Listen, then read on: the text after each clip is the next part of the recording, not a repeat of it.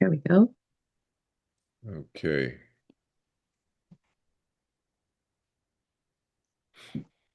Go ahead, Rowena. Okay, well, I want to start off by saying thank you, everybody.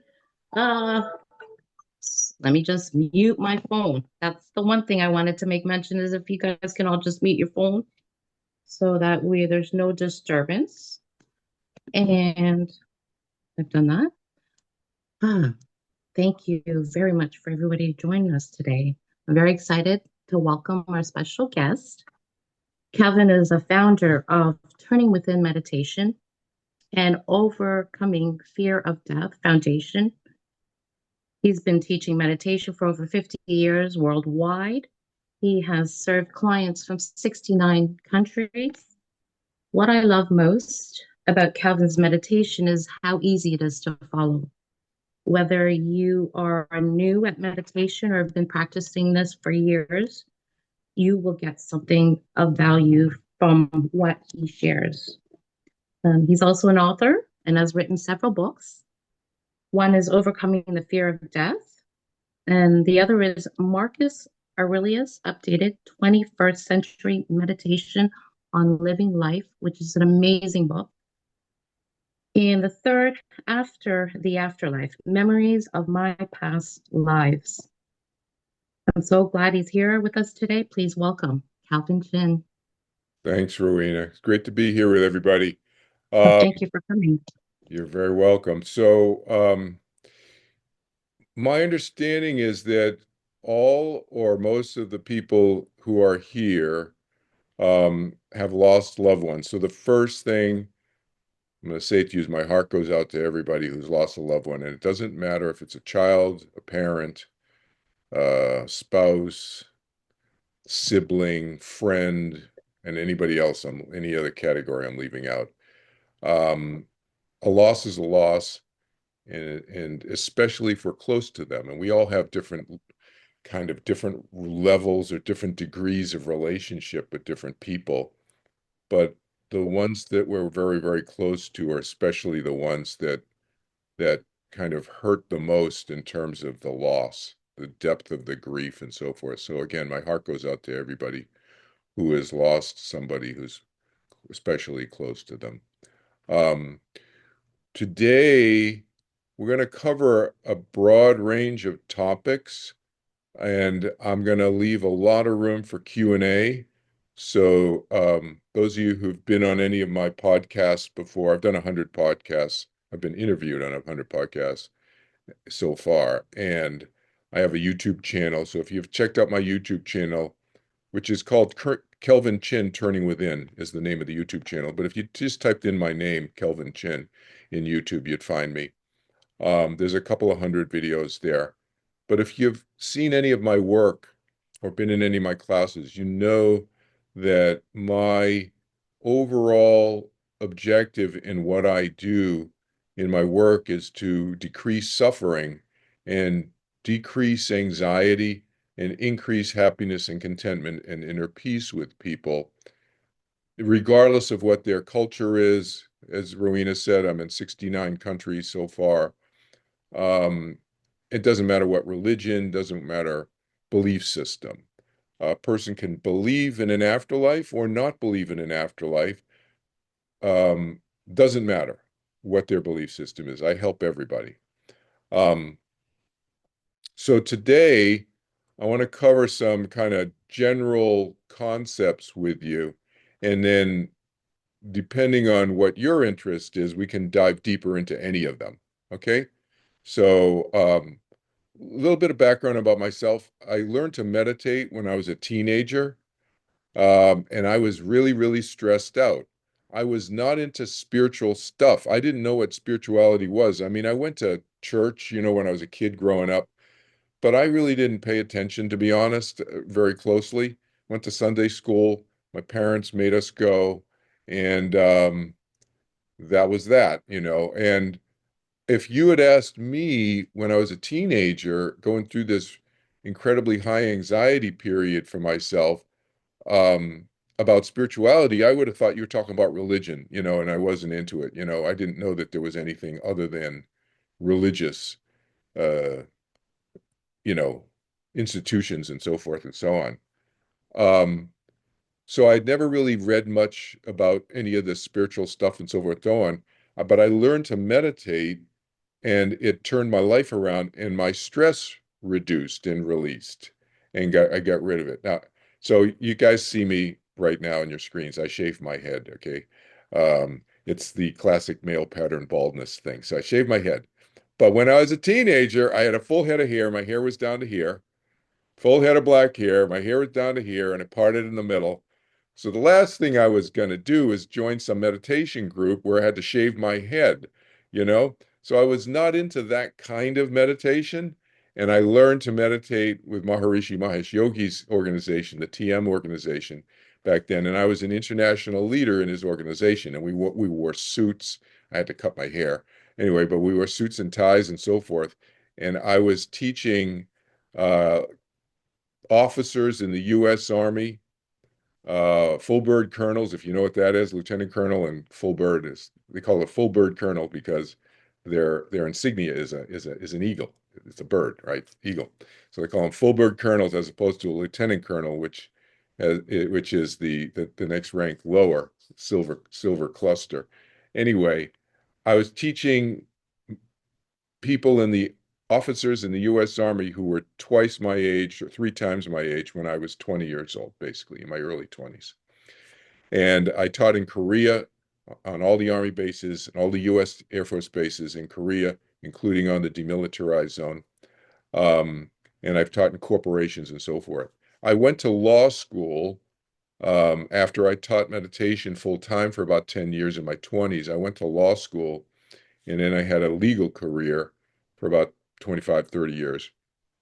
And for the last 10 years, I started my nonprofit and I'm doing this work again full time, teaching meditation worldwide, but also from a spiritual standpoint, helping people open up to their larger sense of self, expanding their conscious capacity of their mind beyond what I call that little 8-inch bucket part of our mind, you know, the decision-making part of our mind, but expanding the mind into the vastness of itself, our own mind. Um, which I started experiencing after I learned to meditate, after I got rid of my stress and my anxiety. And in my mid 20s, I spontaneously opened up and started experiencing past life memories when I didn't even believe in reincarnation. So that's a whole other story we can get into if you're curious about that journey, aspect of my journey. And then in my mid 30s, I spontaneously opened up all of my experience has been spontaneous. I've never been to a past life regressionist. I've never had to go that. My memories go back 6,000 years, about 24 lifetimes. So that's since we're talking about that, that's this book. That's my After the Afterlife book, my past life memories. Okay. And by the way, there's audiobooks, ebook versions of all my books, and obviously the paperback version. And they're available worldwide on all the different online platforms, Amazon, Barnes and Noble, and everything else.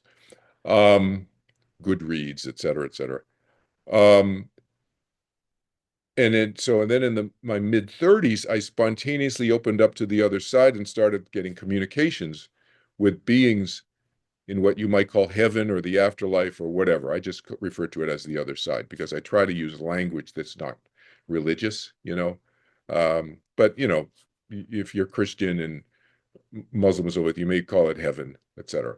So I started spontaneously communicating with that. And when it first started happening in my mid 30s, I thought I was like losing it. I mean, I thought I was making it up. I just like, am I losing it? Like I had an identity crisis, to be honest. That's the quick version of that. Okay.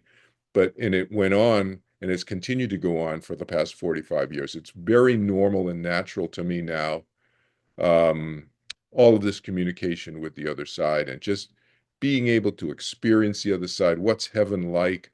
I don't have to have a near-death experience to experience heaven, although I did have a nearing death experience when I was 21 years old. I was 21 years old. I almost drowned off of San Diego in a rip current, got pulled out 2 miles into the ocean in a matter of seconds. But so my experience, everything that I'm talking about today, you see me on my YouTube videos, any of my classes, I'm speaking from my direct experience. People will ask me, "Have you read such and such a book?" And I probably haven't. I don't read books about this stuff because I have experiences myself. So, um, I've dabbled in a few books here and there. It's not like I read nothing, but this is not gleaned. Everything I'm talking about is not gleaned from workshops or hearing other people's theories about this stuff. These are my own experiences and my understandings based on my experiences. Um, Here's the first book. So since we're talking about this briefly, my first book, Overcoming the Fear of Death, all my work is non-religious. So it's a non-religious approach to helping people reduce their fears about death and dying.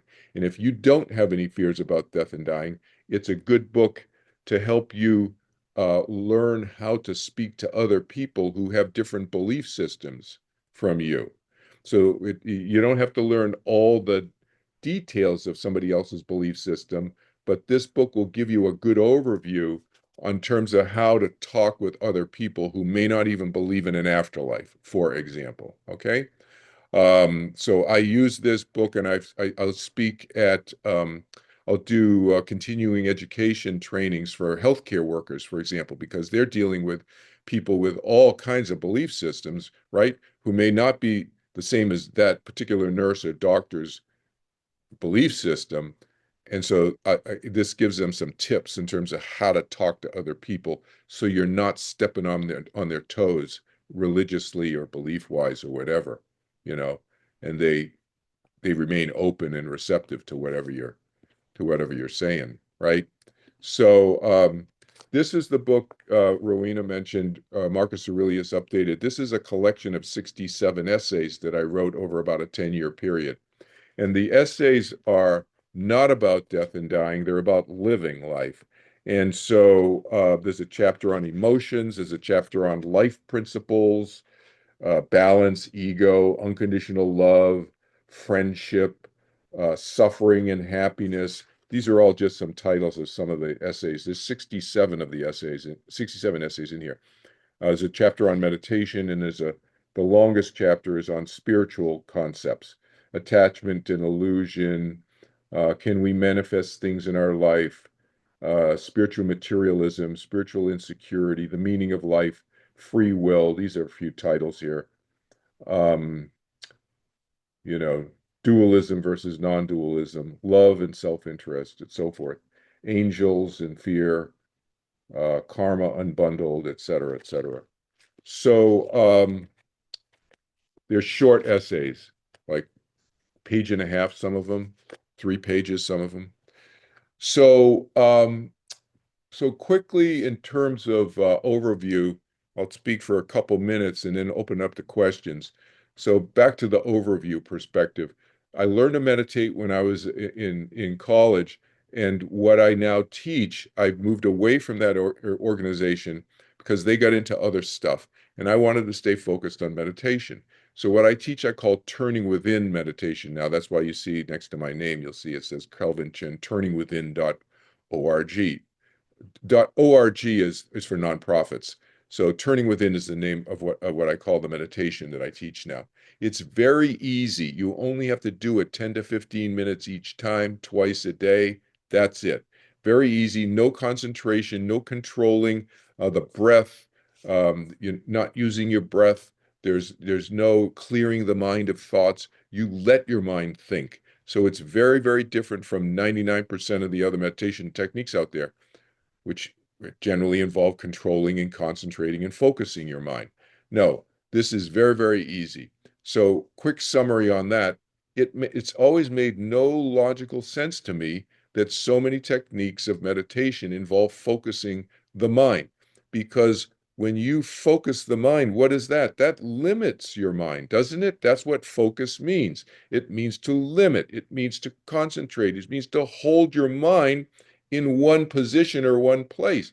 Well, that's the opposite of expansion. It's made no logical sense to me forever. And yet those are the traditions that typically that's the type of technique that most of the traditions out there typically teach, right? The other, just from a neurophysiologic, those of you who have any medical background and know what the fight or flight response is, there's an opposite response called the parasympathetic nervous system. So you've probably heard of the fight or flight response, right? That's, you get all worked up and it's like your heart races and you run to the curb to save your life when somebody runs a red light and spaces out. That's your fight or flight turning on. It's a survival mechanism. It's very good. It's very important. We all animals, not just humans, but all animals are born with a fight or flight mechanism. It's called, in medical term, is the sympathetic nervous system. The opposite switch also exists in every animal nervous system, including humans, obviously. And that's called the parasympathetic nervous system. That's the healing mode. In both of these switches are automatic. If you're walking in that crosswalk with me and somebody runs a red light, we don't have to look at each other and go, turn on your fight or flight and run to the curb. It automatically turns on, right? Your heart races, your mind focuses, you ever notice that your mouth goes dry when you're nervous and your fight or flight is turned on? That's because your digestion turns off. That's a part of the neurophysiologic response, the biological response of survival, because the last thing you need to worry about, your body needs to worry about at that time, is digesting food. So your mouth goes dry, right? So, but the first thing you need to do is save your life. So the blood goes from your gets pumped to your big muscles in your legs and your shoulders. So you're either going to run or you're going to fight, right? To survive. Well, that's an automatic switch. The opposite switch is equally automatic. So it's always made no sense to me why so many meditation techniques are using control to try to turn an automatic switch. How does that logically make sense? It makes no logical sense, right? You think about it. You cannot control your mind to turn on an automatic switch. That's why it's called automatic, right? So the less effort, the less control, the more effective the meditation technique is going to be at turning on this automatic switch, the opposite of the fight or flight. And so that's the kind of the background of reasoning why it's not the technique of what I teach, but that's the reasoning behind it. It should be easy. We should not be messing with our mind. We should be able to allow our mind to naturally do whatever it's doing. And the way I teach the meditation, that's the way it is. So if you have any questions, you can dive into that either in the Q&A here, or you can get with me privately. Just reach out to me on my website, any of my websites, um, on the contact page.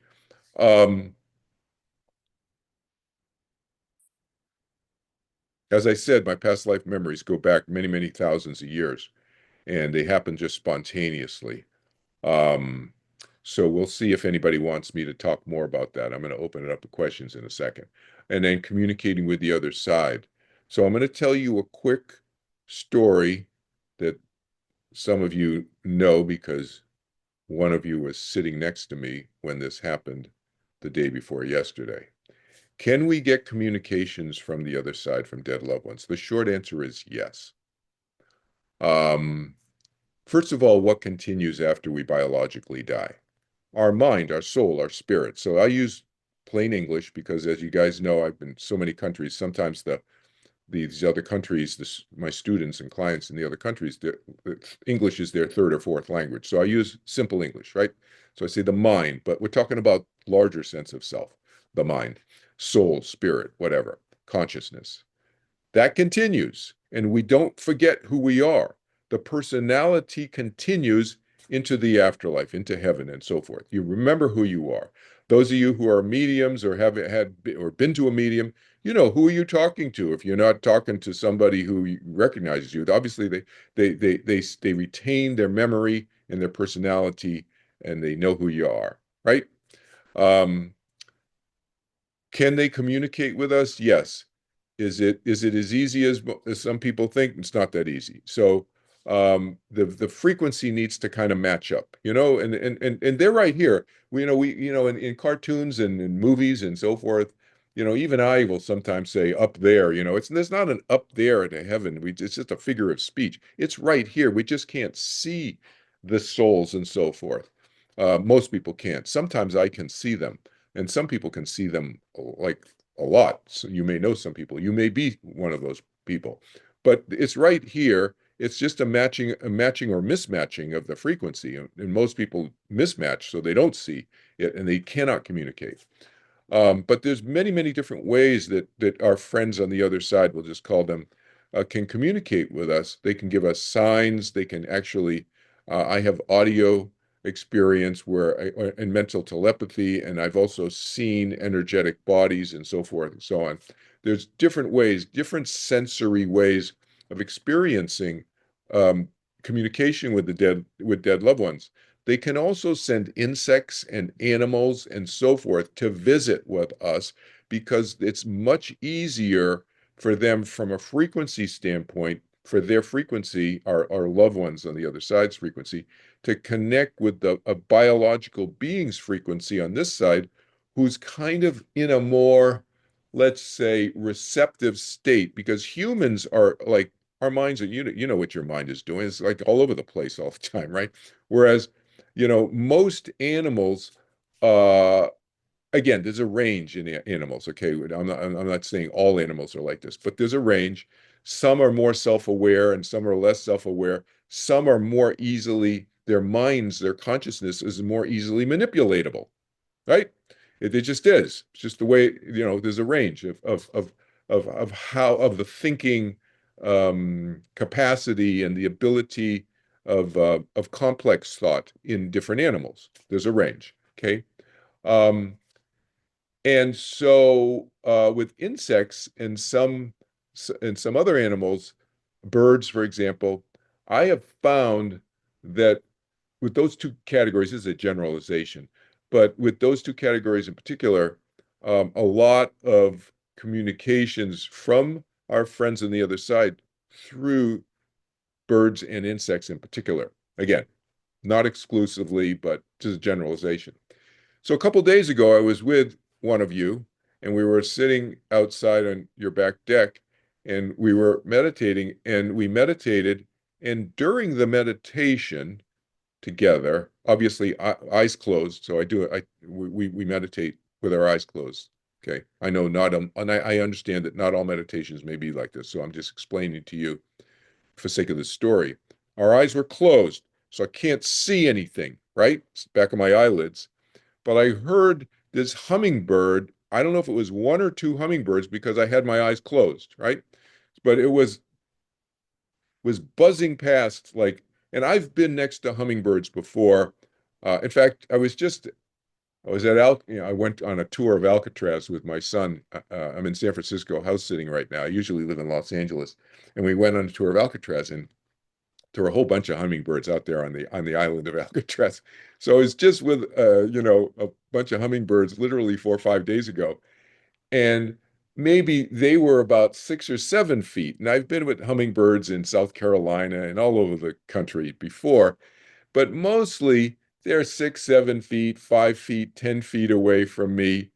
Uh, Maybe 4 feet away at the closest I think I've ever been to a hummingbird, and they're flitting around typically. What happened 2 days ago when we were meditating on the back deck, and just for context purposes, uh, the woman who I was meditating with, her daughter tragically died last, I think, October, somewhere around there, and also her niece, her sister's daughter, one of her sister's daughters, tragically died in a jet ski accident 3 years ago. And so during the meditation, again, one or more hummingbirds was going past me, and the wings were fluttering so loudly that if I had to guess, it was probably about this close away from my head. That, maybe a couple of feet at most. That's how loud the wings were. Okay. Maybe 2.5 feet away. Because I'd never ever heard a hummingbird that loud before, the wings that loud before. Um, and and I was meditating and so forth. So I heard this, but I'm still meditating and so forth. And I felt the presence. I had felt the presence before we started meditating and so forth. I felt the presence of her daughter and the woman who I was meditating with, and um, and then this hummingbird thing started happening, phenomenon started happening. We finished our meditation. We were talking about her daughter, we're talking about her niece, and then out of the blue, a hummingbird came fast right next to my ear, maybe like 3 feet away again, went past us. We were underneath an umbrella on the back deck. So it went beneath the umbrella and between my head and the umbrella and went and turned around and came right here. And it was looking at me and stopped on a dime. Like the hummingbird stopped on a dime. And when I got home to my friend's house where I'm house sitting right now, I took out a tape measure and I measured because I remember the hummingbird was like right, I don't know if you can see my finger, but it was like right here, that far away from me. And it was 12 to 13 inches away from my eyeballs, 12 to 13 inches away. And it was hovering. The body of the hummingbird was not moving except for the wings, of course. The wings were just going, they're fluttering at, I don't know how fast hummingbirds' wings go, but they're really, really fast. But the physical body of the hummingbird was not moving. I've never seen for about 8 to 10 seconds. It was a long time. And the woman I was meditating with and I were just sitting there looking at, and I was gently talking to the hummingbird, and we were eyeball to eyeball. I mean, 12 to 13 inches away from my face. So it was, to me, that was a clear example because we were just talking about the two girls on the other side, and they sent a hummingbird to come visit, you know? And it's just like I've never had a wild animal, I've had dogs and cats over. I've never had a wild animal come to me that close in my space, a foot away from me. And never mind an animal like that who was hovering and stationary for such a long period of time, 10 seconds. Time it, 10 seconds is a long time. And anyway, you can get visitations like this all different ways. You just have to be open and receptive, and you might miss them sometimes if you're not paying attention. So anyway, I just wanted to share that with you. Um, so open it up to Q&A for the last half hour or something or whatever we got. Okay. You want to go? We'll go in gallery. I can do that.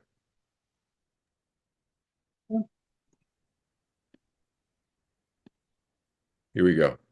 There we go. Questions. I have one.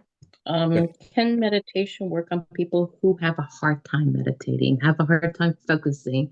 Their attention spans are very short. I've had a lot of clients tell me that it's hard for them to meditate because of the concentration involved. What do you say about that? Yeah. So you've taken my class. You see how easy it is, like you said at the beginning. And so Very. meditation can and should be easy.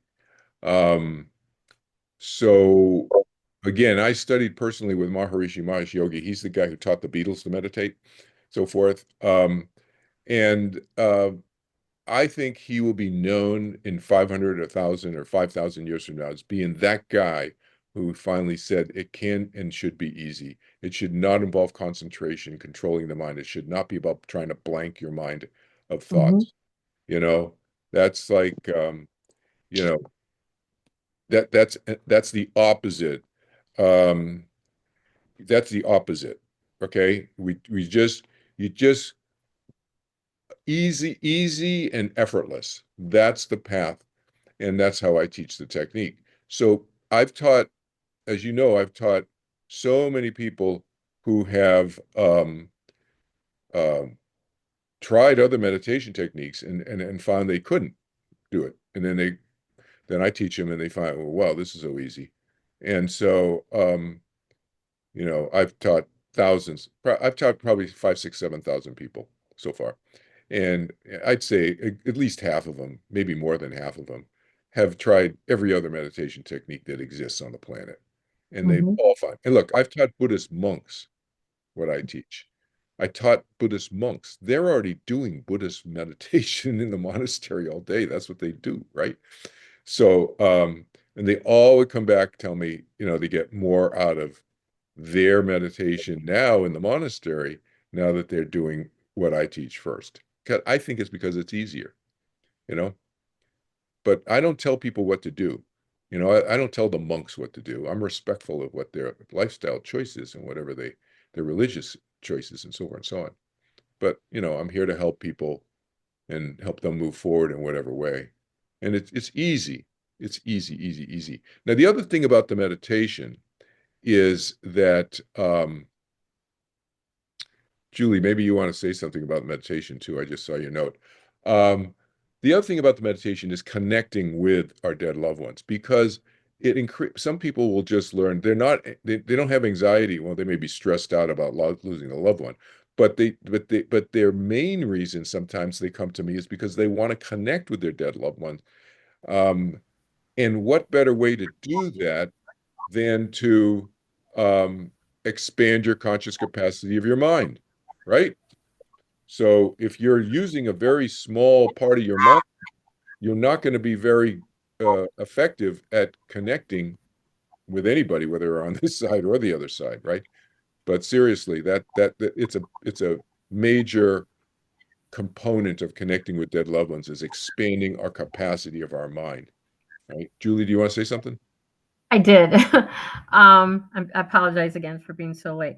What's happened with me is that I unintentionally took a break from meditation just because there was just too many things going on in my head. And then when I returned to it about almost a year and a half ago, what happened was that I would get messages through my granddaughter from Julianne. My daughter died 23 years ago today. And it's at first I thought, boy, that sounds just like something my daughter Julianne would say. But then it turned out to be these direct, almost verbatim experiences that I had with Julianne are now being relived through my 3-year-old granddaughter. Like the other day, it happened again. She Wow. called me on FaceTime, and we were gonna. Sometimes we read a book, or sometimes we just play a game. And she said, "Do you want to play something with me, Nona?" I said, "Sure." And she said, "This time I'm going to be the mommy, so I will ask you questions." And I said, "Well, then who am I going to be?" And she said, "Well, remember," and what she says is so beyond I think the vocabulary of a 3-year-old. "Don't you remember that you and Lucy are sisters?" Well, Lucy's her mother, so years ago, and I'm talking about in the 90s, I went through past life regression, and that psychiatrist, who was Robert Jarman, who was being mentored by Dr. Brian Weiss, the author of the book Many Lives, Many Masters. He said to me, "You and your two daughters have been together through many, many, many lifetimes. You were not always their mother. Sometimes Julianne was the mother. Lucy," he never said Lucy was the mother. Lucy's my younger daughter. But now I'm getting, I think, the messages from Julianne through my granddaughter, Sally. I truly believe that. And that's through Kevin's guidance. And the meditation sends me into a mindset that is very, very, very peaceful, and I think opens up those channels of communication with her. Yeah. That's what I. So, do you want to talk about not just her being a channel for Julianne, but her maybe being Julianne's soul? Well, the experiences I've had with Sally in talking to her, as I mentioned, have been things that Julianne would have said to me. I mean, as I said earlier, almost almost verbatim phrases of what she would say to me. I wrote them down. Can I get my notebook for a minute? Sure. And so initially, when I was trying to explain this to my younger daughter, Lucy, who's her mom, she didn't seem like, oh, mom, that's impossible.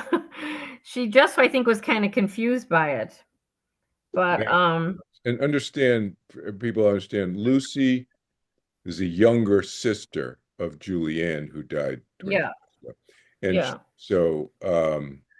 and Julianne died in the U.S. Army and so forth. And the younger sister was what, in high school then, Lucy, right?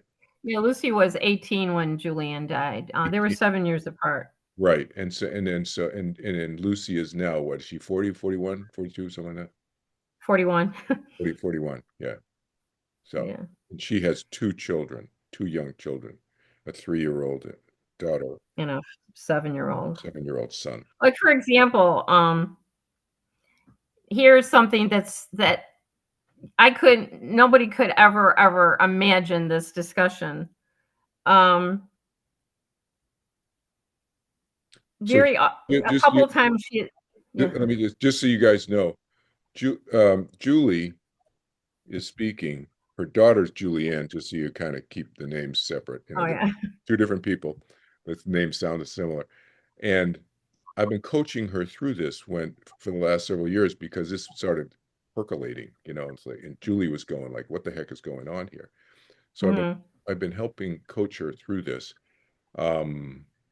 Anyway, so Julie knows she wasn't losing her mind. Go ahead, Julie. Go ahead. Yeah, like, what, And for I told her example, to keep a notebook on this. yeah. Because when the So, kids get older, she can share it with them. Go ahead.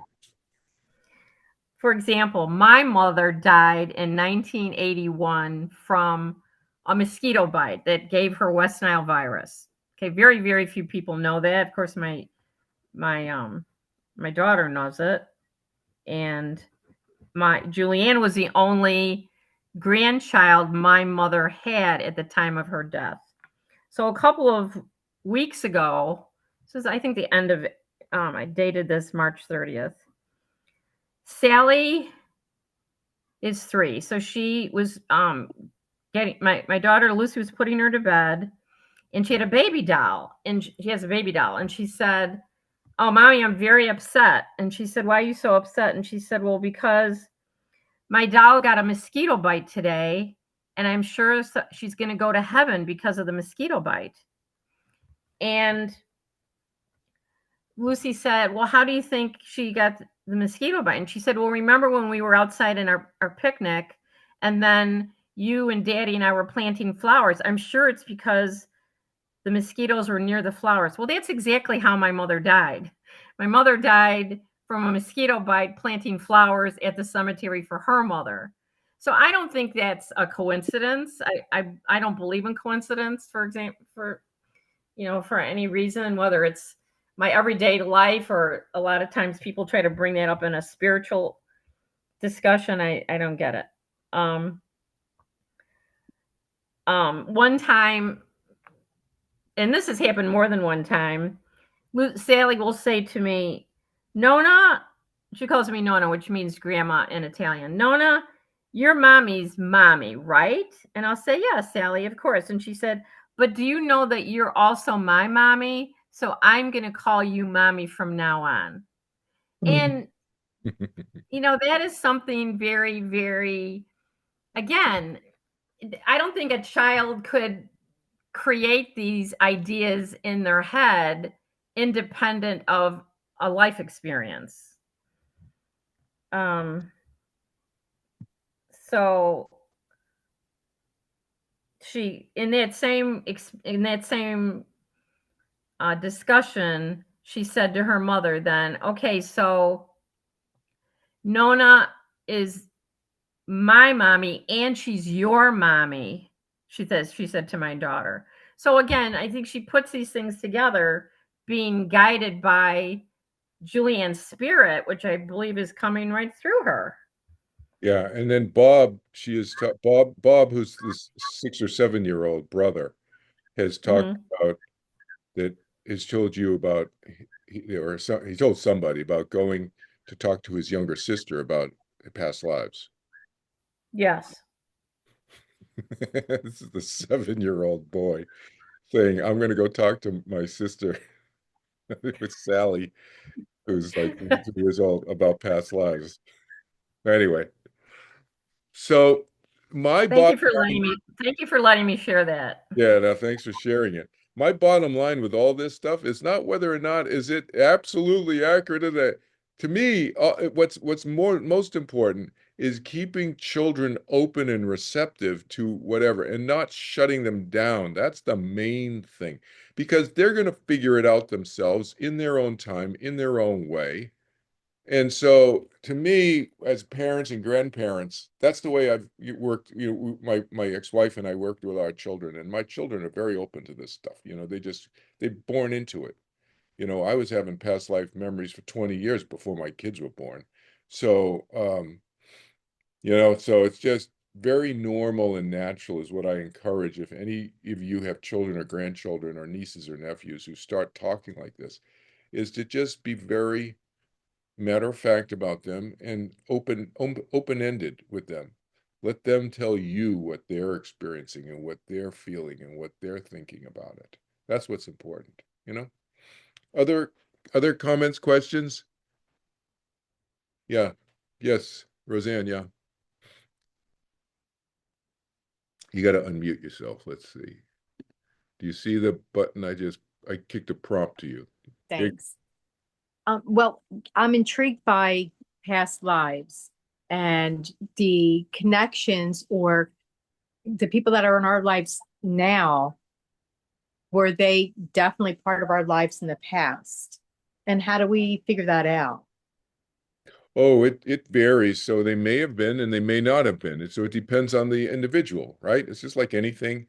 I always say, and when I have an afterlife class that I'm in the middle of teaching right now, and I'll teach it again in the fall. If you're interested, go to my website, go to kelvinchin.org, and that's my more spiritual website. Turningwithin.org is my meditation one, but you can read about it there. But I always say that this side is more like the other side than people realize. And that's an example what you're asking about. It depends. It's just like this side. Like the people who are in biological bodies right now, have you always been friends with them this lifetime? No, but some people you connect with in this lifetime. Just talk about one lifetime. And then some people are like, well, how do I we just kind of sync up and it seems to be something beyond this lifetime or whatever, and you can't really point your finger at it. There's no one all-encompassing sweeping answer to your question, right? It depends. So it's the same with people who we may come back into this lifetime with. Sometimes we've been with them before and sometimes we haven't. you know I know my daughter and my son, we've been together in different lifetimes with each of them and so forth.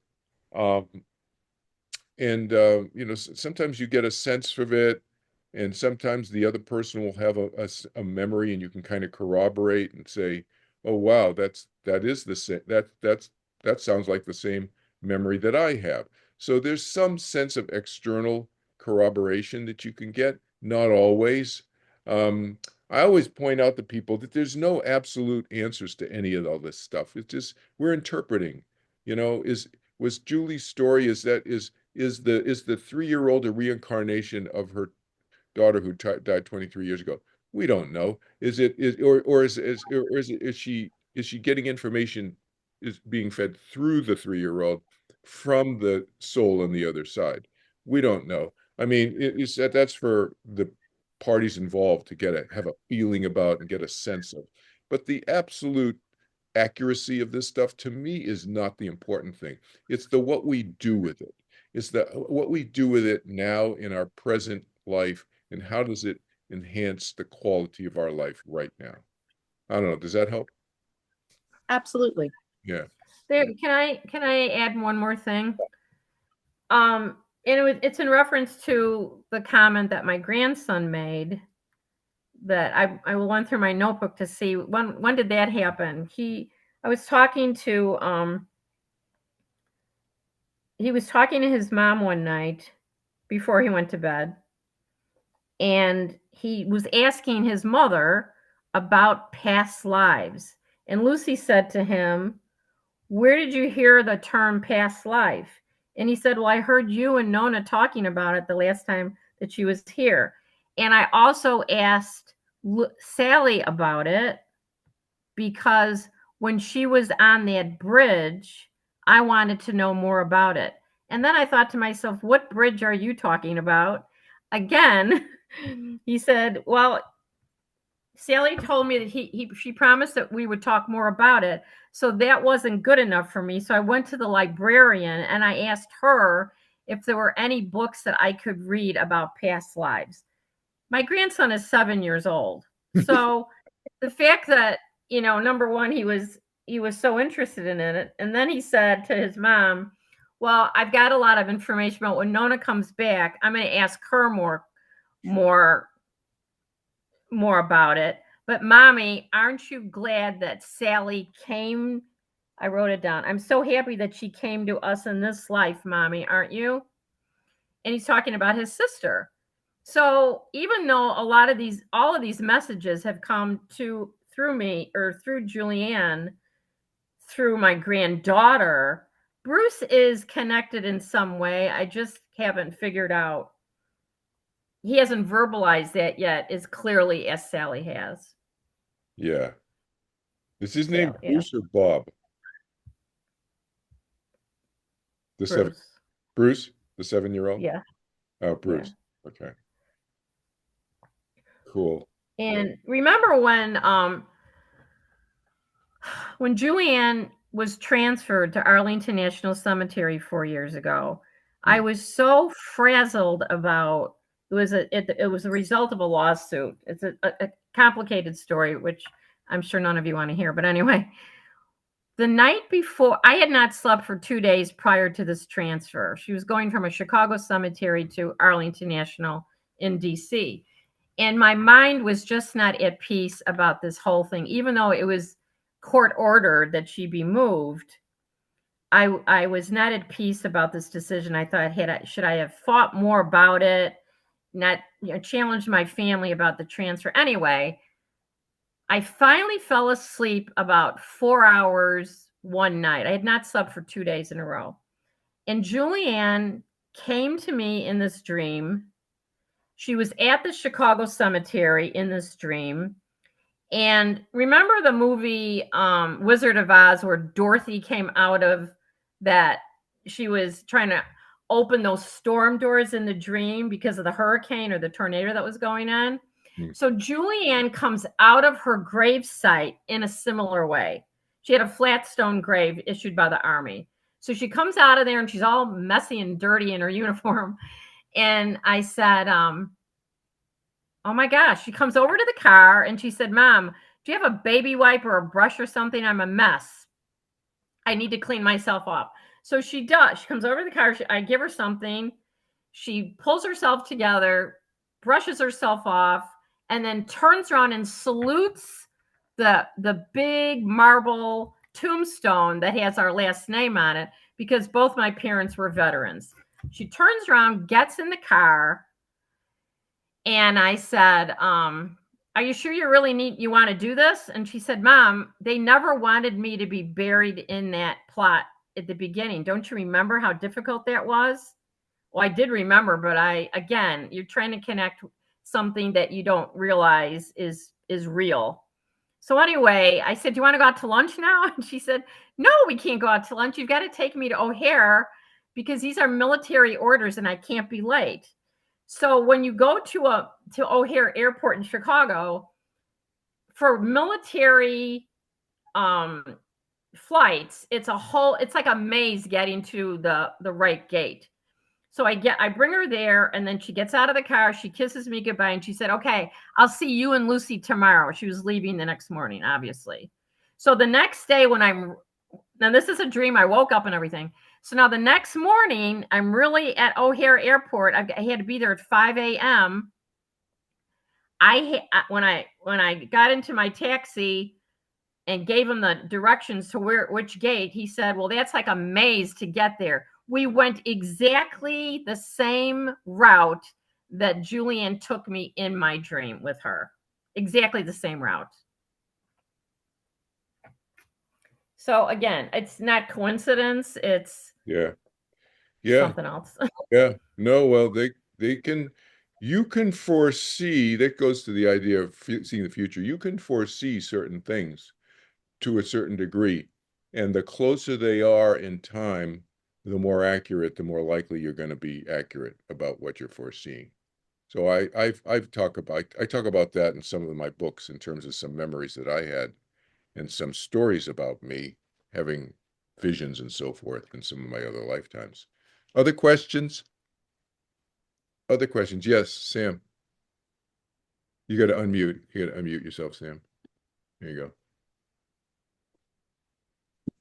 There you go. So, with the grief of child loss, is it possible that we have lost that same child in a previous life and that is maybe part of the intenseness of it? Because, like, for me, my son passed away 3.5 years ago, but I felt a fear of losing him very early on in life.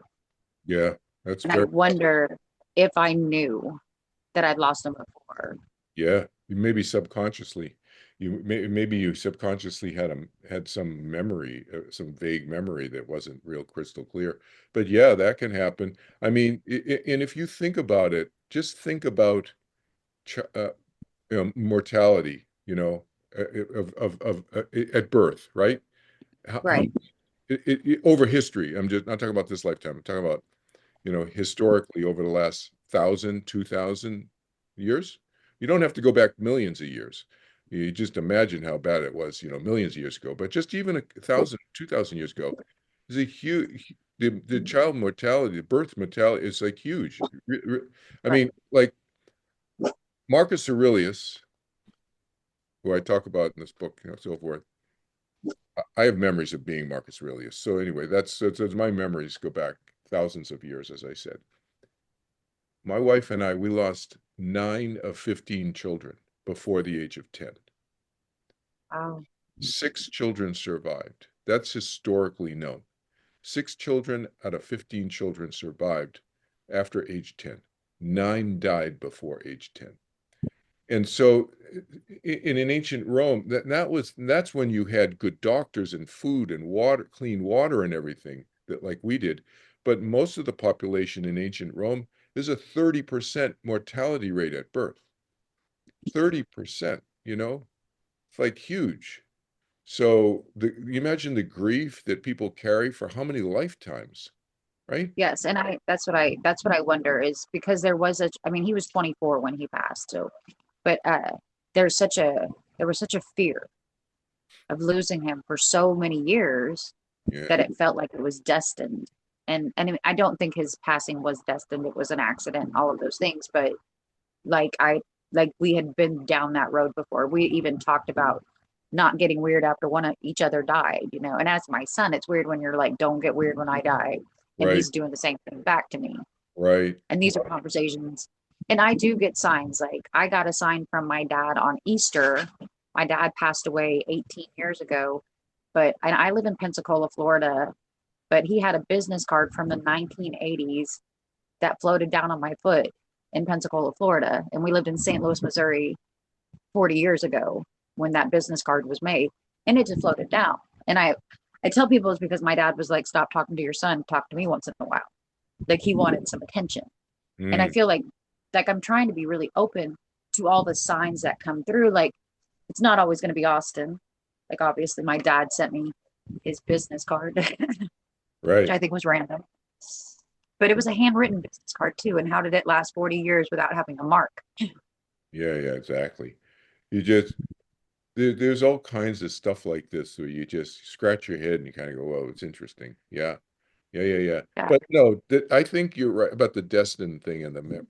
I think that a a memory of a loss of a close loved one in a previous lifetime could very easily be misinterpreted as, oh, that was supposed to happen. That was Right. destiny and so forth and so on, because the memory it can feel really real. I mean, my past life memories, I mean, I talk about this in my past life memory book. Some of the memories are so real that it's as if I am reliving them. I am there in that life, but I'm not. I'm here in 21st century, but the memory can be so vivid with all the emotions and the senses, taste, touch, smell, et cetera, et cetera. So if that can happen, imagine, for a loss, like of somebody who's really close to you, what could that feel like viscerally to you? It could feel really real, and it may taint you, color you, so to speak, like you're describing. Yeah, it makes sense. Kind of bruise your soul for the rest of the lifetimes. It's tough. It's tough. It's tough. You know, I've written about this. I said that the deeper the love, the the deeper the grief. I mean, it's like the more Right. love you have, the longer the more painful it is. It's just, it's not a bad thing to feel pain. That's what people always run from, right? But Right. sometimes For the sure. pain of the loss of a loved one is an indication of how close you were, you know? Yeah. Yeah. Thank you. Can I add to Yeah. something that you said, Sam? When my daughter was 3 weeks old, and she had passed at 29 years, but I had her in the bassinet, and I was walking out of the room, and I looked back at her, and it was like as if I was looking at her in a coffin, like laid out. Yeah. So, and I it felt was like like I I was had to extra shake my careful head with him. because I was like, oh my God, what are you thinking? Right. Right. Like, I just always felt like I was I mean, I have 3 children, but I was just so much careful with him. Like I was always, where is he? Make sure he's safe. yeah. And then he wasn't. Yeah. Yeah. Yeah. None of these things are quote unquote written in stone. That's what I Right. No. encourage people to loosen up about this, because I've been in some groups where people are adamant that no, this was supposed to happen. No, what really? Your child died from cancer at a year and a half old, and that was planned to be that way? No, No.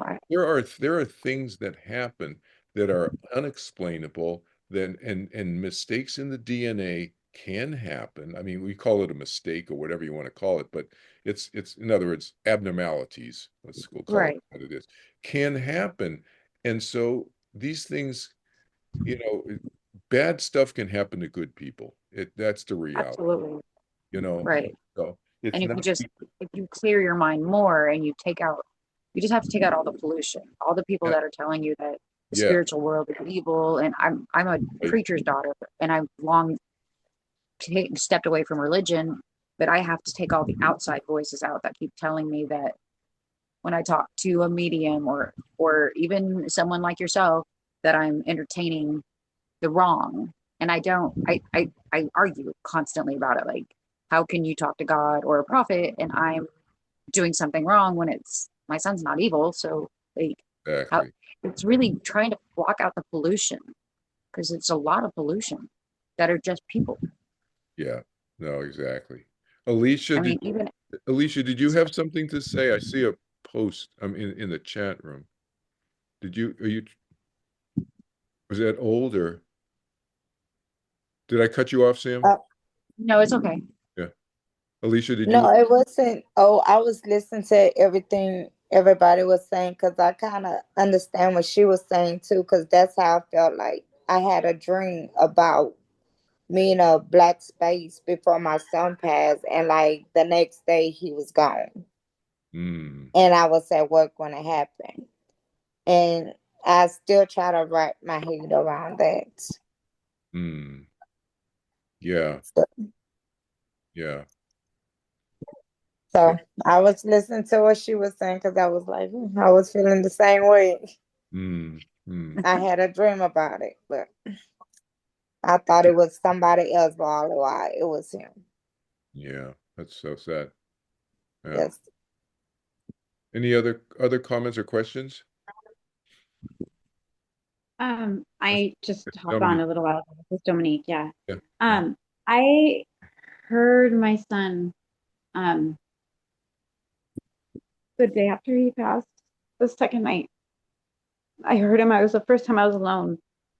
And my daughter was an infant at the time. and my son was 21 when he passed. But it was the first time I was alone in the living room, and I was just sitting there, and I'm like, like silence finally, like it's crazy. And I suddenly heard my son, and I heard him sob, and he had told me, I didn't know. Like, I promised Mom, I'm so sorry. I'm so sorry. I didn't know. He kept telling me that. Hmm. And I heard him one other time. Hmm. Like, I woke up in the middle of the night and a song started playing on YouTube. I wasn't even listening to YouTube before. And Nicki Minaj song, out of all songs, Pills and Potions. And he overdosed from fentanyl laced in his cocaine. Hmm. And he had told me, because I was trying to do some advocacy work, and he was telling me, like you have time, like you have a little bit of time, like hurry, do it now. You still have some time. And I felt like, does that mean I was gonna die soon? Because I always felt like it was me who was supposed to die. And I felt like he like took my place. And maybe like God took him because I was gonna go and he couldn't handle it. And I don't know what I'm getting at, but I haven't dreamt about him. Like I've dreamt about trying to find him, but it's been 6 years and I haven't seen him in any of my dreams. Yeah. And Go ahead. I Finish. just, yeah, go ahead. No, you finish and then I'm going to comment. Go ahead. No, that's pretty much it. Yeah.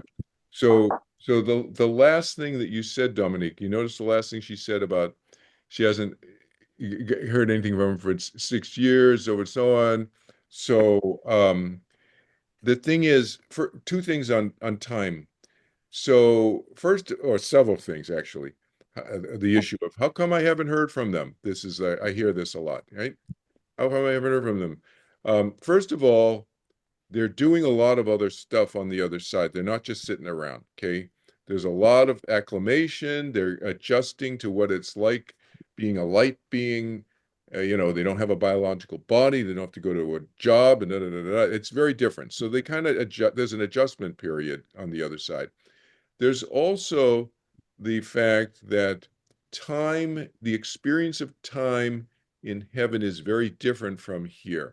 It still exists. Time is just a measurement of change. That's what time is. You'll hear a lot of spiritual teachers misstate this. They don't understand what the definition of time is. They think time is a subjective experience, but time still exists when you're on vacation, doesn't it? And the week flew by, but the fact that your week flew by doesn't mean that time didn't exist on your vacation. Plants were still growing, things were still changing. Traffic was still happening in Hawaii when you were on vacation. You weren't paying attention to it because you were sitting on the beach. But change still existed. Time is just a measurement of change. Well, just because it goes really fast doesn't mean it doesn't exist. And time and you can move really fast on the other side, my experience, because we don't have a biological body. You don't have to get in a car, you don't have to get in an airplane to go play, you just think and you travel, right? Mental. Boom. Because you are a mind on the other side. You don't have a biological body with a heart and blood and all this stuff, right? And so but you're still existing. And what's existing is your energy, is your soul. It's still existing, and it's still you still have self-awareness. In other words, you know who you are, you have memories of your loved ones and so forth and all this stuff. But you can move really fast. So people get confused. Oh, you can move it's and so back to the issue of time, they get confused by thinking that there's no time. There is time, but it's different. And so they may be thinking they're getting in touch with you right away, but time over there, a split second over there might be 5 years here, you know? And they think, well, and I'm getting in touch with you right away. I got in touch with you right away in their experience. But here, the clock's ticking. It's like it could have been 5, 6, 7 years. I had an experience where with a friend of mine where I all I knew was her, and I tell this is a story it's the longer version is in this book, my first book. Um, there's a lot of stories in there about visitations and stuff, where all I knew is that she had a brother who died. That's it. I didn't know where, I didn't know when. That's it. I knew she had a brother who died. And he came and visited me. I was alone, and he came and visited me. I'm waking up in the morning, I don't know, Saturday morning or something like that. I didn't have to go to work or anything. And he said, "Oh, he let me know he was Nancy's brother, and he told me a personal message to give her, and he said two random things. He said, "There's no smoking here." I'm like, "What the? Nobody's no smoking in heaven. What?" And then he said, and he showed me a picture of like a short video clip of himself and his sister coming out of a San Diego nightclub, and he specifically told me San Diego Hotel Circle off of Route 8. And now he probably knew from because he probably mental telepathy read my mind. He knew that I had lived in San Diego like 30 years earlier before he came to visit me. I knew where Hotel Circle was. I knew it was off Route 8. And so he showed me this nightclub there that he and his sister were coming out of. I didn't know he lived in San Diego. So I called her up and I said, "Hey, what's up with this? And what's up with the no smoking?" She said he hated cigarette smoke. He died in the 1980s, and he used to go around and tell people to stop smoking everywhere, including in bars. This was before there were no smoking sections, right? He would just piss people off. He hated cigarette smoke. And I said, "What about the San Diego nightclub? Why San Diego?" She said, "Oh, that's where he lived. I didn't know that." And she flew from Phoenix, Arizona to San Diego to see her brother and to visit him, and he killed himself by suicide 2 weeks later. That was the last time. That was the last time she saw him. And Yeah, baby. yeah, it was the last time she saw him. And I said, "What were you laughing about?" And he said, "We were just walking out of the nightclub. He just sang karaoke and got a standing ovation." And and What are you doing? Lorraine, you're mute. I'm muting you, Lorraine. Okay. So 16 years that was. She said that he died 16 years earlier. And part of the personal message was, and she showed it to me later. She thought she threw away his suicide note, but she was looking for something else. She found it in a box in a closet. She evidently saved it. She didn't realize. Handwritten 5-page suicide note. And she said, "Look at page." She screenshot it, he texted it, mailed it to me, emailed it to me, or texted it to me. And she said, "Look at page 3." And he talks about, "I'm going to get in touch with you and let you know I'm okay as soon as I can." 16 years later was as soon as he could. 16 years, Earth years. Okay. So you don't know, right? Thank you. Yeah, I say that to you, Dominique, and everybody, you just don't know, right? Thank you. Yeah, you're welcome.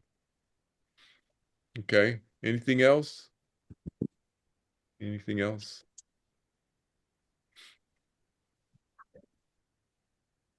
Anything else? Yeah. So you know how to reach me. Sam, did you have something else? No, I'll Yeah. probably just message you. Yeah, you can message me. So you get go on my website. I have 4 websites, by the way, and you can link to the other 3 websites by going on the bottom of any page of any one of the 4, and there's hot links to the other 3. So you don't have to remember what they are. So just go to one of them. You just Google my name also. If you just don't even remember the name of the website, just Google my name, Kelvin. You got to put the L in there, so it's not Kevin, it's Kelvin, Kelvin, Chin, Chin, and you'll find me. And but go to the contact page on any of my websites and send me an email, send me your phone number and so forth, and we can schedule. By the way, I do a free phone call with anybody in the world about anything that I do. Free initial phone call, okay, for an hour. Okay, your questions, Okay. Thank you. whatever, anything, right? Just reach out to me, right? Okay. Thank you. You're welcome. And you got the 3 books. You'll see them if you Google my name. You'll see the 3 books pop up and so forth. And you can read summaries of the books if you want to on my book website. KelvinHenryChin.com is my book website. Henry's my middle name, KelvinHenryChin.com. And you can also go on Amazon and you know how they have this look inside feature on Amazon. You can look inside all my books and read a little bit. And on one of my websites, Overcoming the Fear of Death, I should put that on my book website. I just realized I have an audio clip of a section from my first book that I have on that website. But anyway, there's different ways of checking out the books before you even buy them to see if it's something that will interest you. Okay. Thank Good you. to see Thank you guys. Yeah, and the meditation, by the way, it's a 4-day class. And it's private 1 hour on the first day, second and third day group classes, fourth day group class. Typically, I do those once a month, 3 days in a row, fourth class a couple weeks later. You can just go to my Turning Within website and you'll go to the register page and you'll see the class details and everything there. But I also teach private classes, one-on-one private all the way through too. So you'll see Do you it have, detailed there. Yeah. sorry, do you have anything on YouTube? I'm broke, so I can't afford to pay for classes, but my anxiety is off the chart. Yeah. I need to start doing There's something. stuff on my YouTube channel. You go to Google my name, you find my YouTube channel. There's 200 videos there, but I don't teach meditation on my YouTube channel. The technique, Okay. but the other thing is, if you're broke, Dominique, you just send me an email. I don't turn anybody away for financial reasons. I help Okay. people wherever they're at. And the people who Thank can you. pay end up helping the people who can't. And so everything's done through my nonprofit. And yeah, so I if people need help, I help them. I don't turn Thank anybody away you. for financial reasons, period.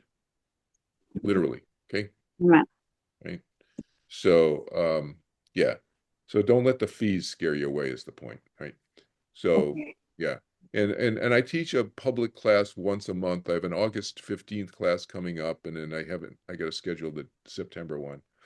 But then, as I said, I do private classes in between for people who just want to learn sooner, or they want privacy for whatever reason, or they just want to spend more time with me than in a small group kind of a thing with more questions and that kind of thing.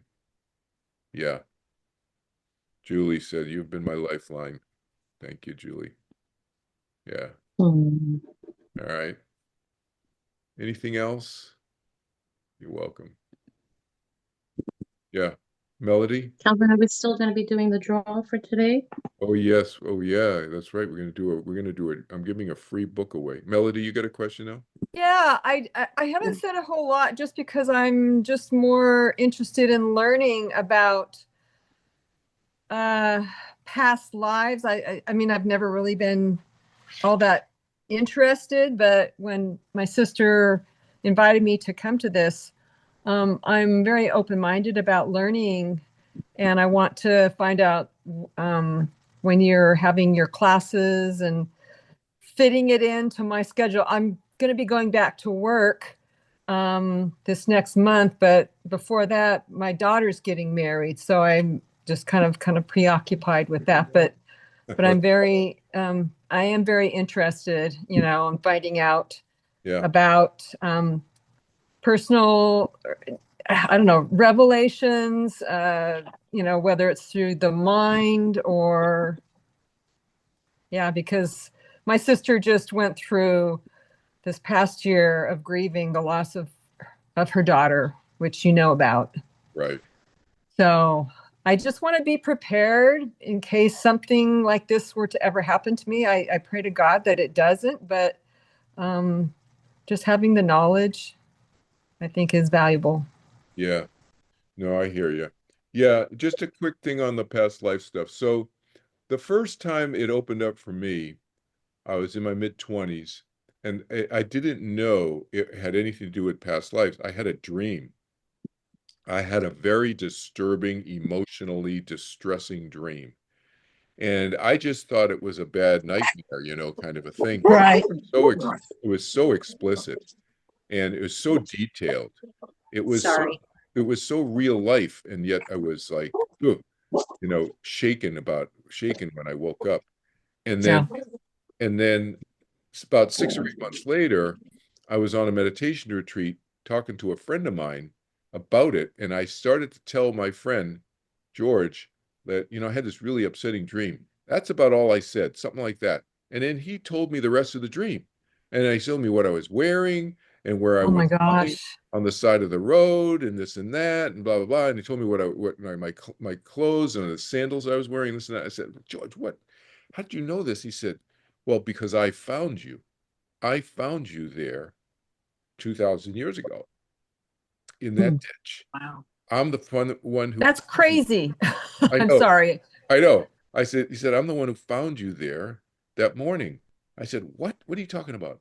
And he said, well, you've been having this crucifixion experience and da da da da in the group meditations, this weird thing that you keep saying that you feels like that's what's going on with you, and internally anyway, and then to some degree physically and pain and the pain and so forth. And he said, well, you know who that was. And so then he started describing stuff, and then I started relaxing into it, and then all my memories started opening up. That's the first one that happened. I don't talk about that one. Right. I didn't talk about that one publicly at first. The first one I talk about publicly in this book, this is my first book from 10 years ago. The first, and I only talk about one of my past life memories out of the 2 dozen or so I have memories of. I only talk about one of them. And the first one I talk about here publicly was my slave lifetime, because I wanted to talk about a lifetime that really affected me this lifetime in 20th and 21st century. And it was about an unknown person. I was a Carthaginian slave. And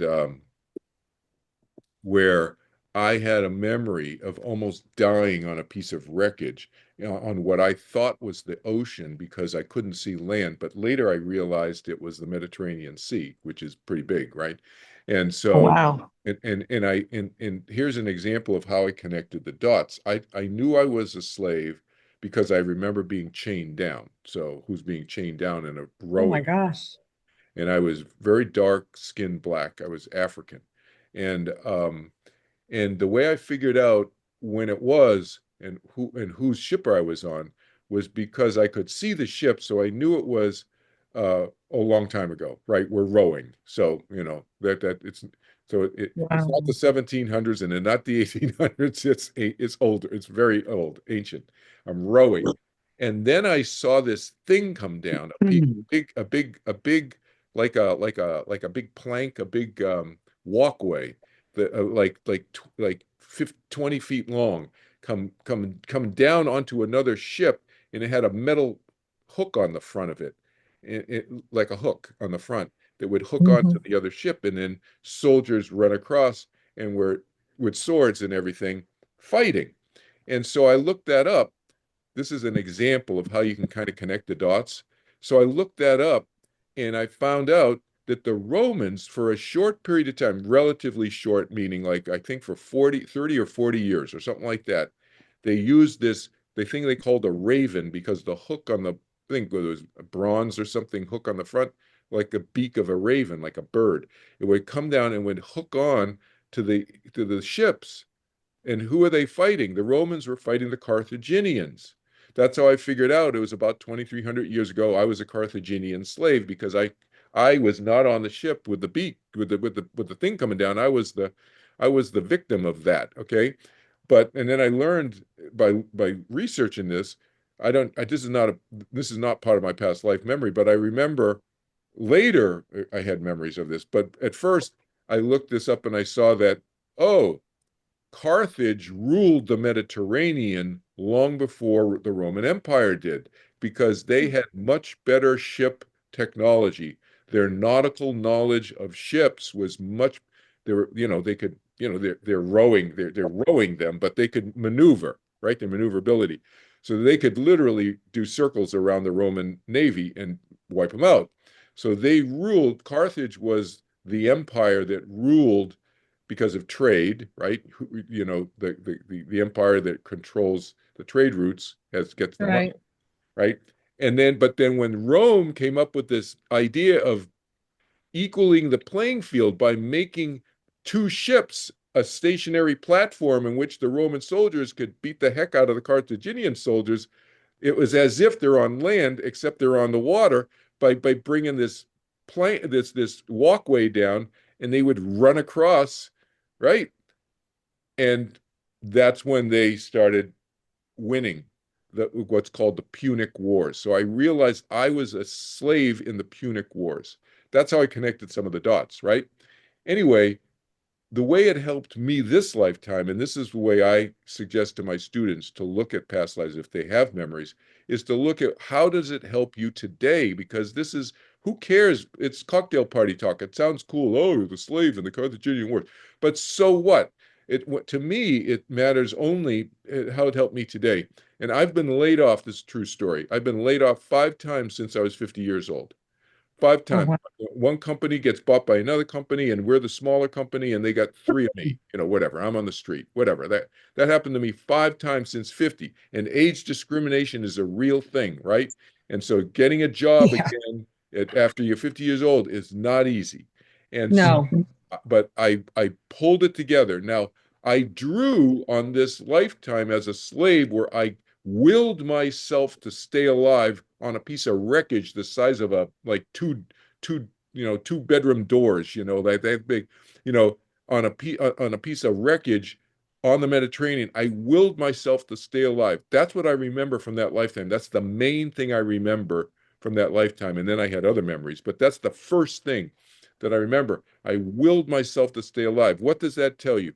That tells you that I learned about the power of my mind over my body, that my mind was stronger than I thought it was. I willed myself to stay alive because I easily could have just let go and just died on this piece of wreckage, but I didn't.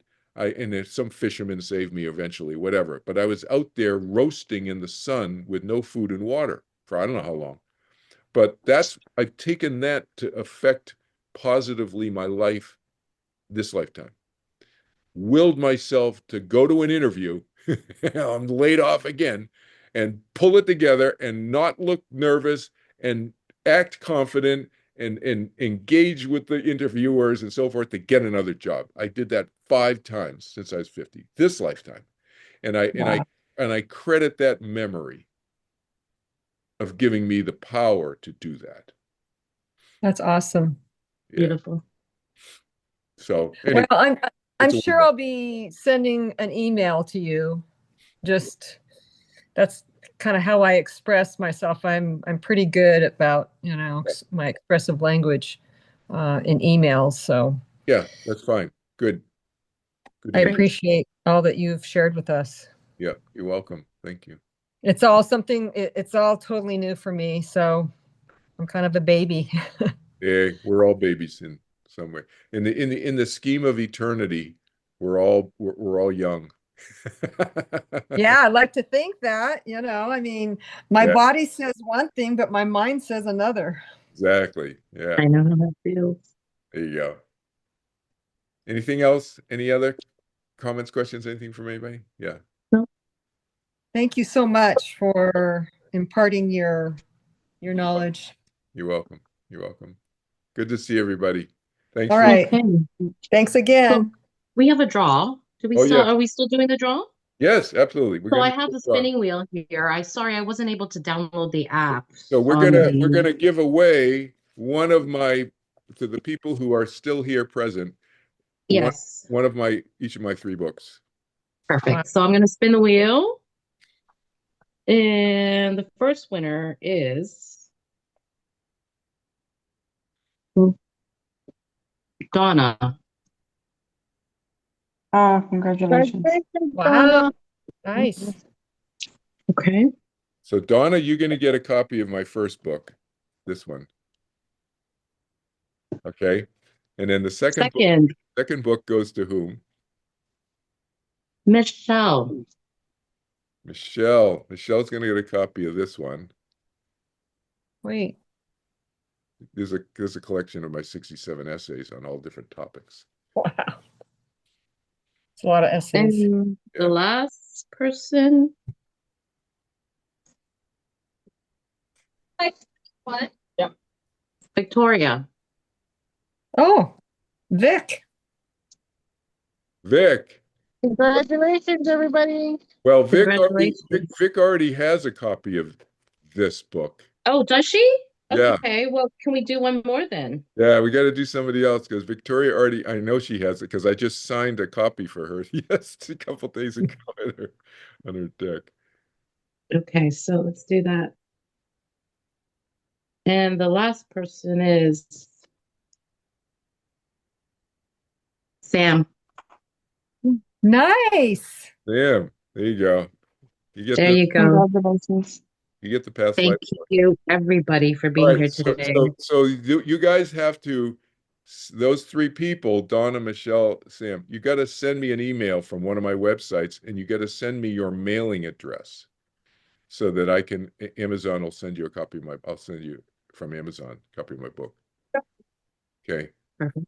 Kelvin, thank you so much for being here today and sharing your knowledge, your wisdom, your calm presence. Your meditation has touched so many lives, including myself. Mm. And I just want to thank you from the bottom of my heart for being here. Thank you Very so well. much. And for everybody that came out today, thank you. And I hope that Amen. you're able to reach out to Kelvin. I'm going to post my all his information on my Facebook as well if you guys need to get a hold of him for any reason. Thank you. Okay. Thank you both so much. Thank you. Thank Thank you. you. Bye-bye. Bye-bye. See you. Bye-bye. Bye. Care. Bye-bye. Bye. Bye. Thank you. You're welcome.